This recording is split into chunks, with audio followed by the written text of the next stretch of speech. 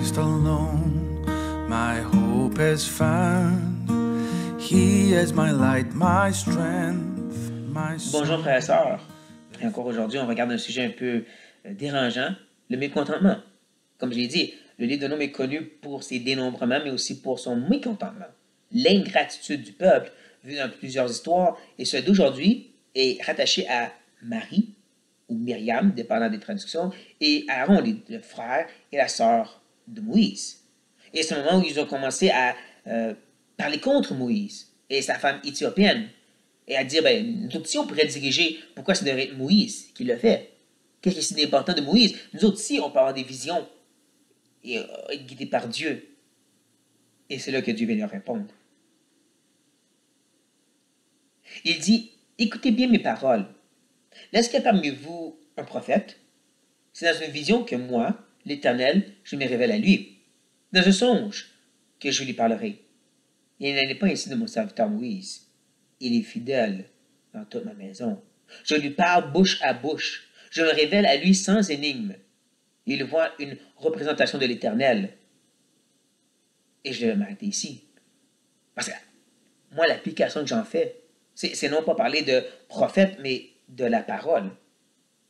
Parce que c'est la parole de Dieu, justement, qui est cette vraie parole que Dieu parle avec nous bouche à bouche. Une révélation qui n'a pas des énigmes et des grandes complications, même s'il y a des passages plus difficiles. C'est la vraie représentation de Dieu. C'est la vraie façon par laquelle on est instruit. Pas pour rien que Jésus est appelé la parole faite chair. Pas littéralement parce qu'il était une Bible, mais parce que justement, la Bible est importante.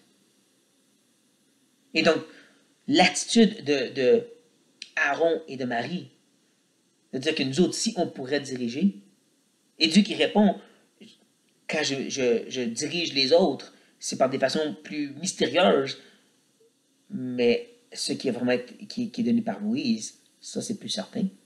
Je peux m'empêcher de penser justement à tous ces messages de nos jours prophétiques dans lesquels tu entends un peu n'importe quoi, tu ne sais pas trop ce que ça veut dire, mais Dieu a déjà parlé. Je pense aussi à nous-mêmes quand on est encouragé à chercher la voix de Dieu, puis soit silencieux, Dieu va parler. C'est tellement incertain. Dieu a déjà parlé de façon certaine. Pourquoi qu'on cherche ailleurs? Qui ici a lu, étudié et peut vraiment dire il a complètement compris la totalité des Écritures? Personne. Donc, pourquoi qu'on cherche ailleurs quand Dieu a déjà parlé bouche à bouche avec nous? Pourquoi?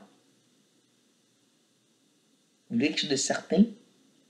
Dieu l'a déjà donné. Ça s'appelle la Bible. Que ce texte me rappelle ceci. Cette belle histoire de Moïse, c'est un bon rappel que Dieu dit la même chose encore maintenant. Sur ça. The solid ground, firm through the fiercest drought and storm.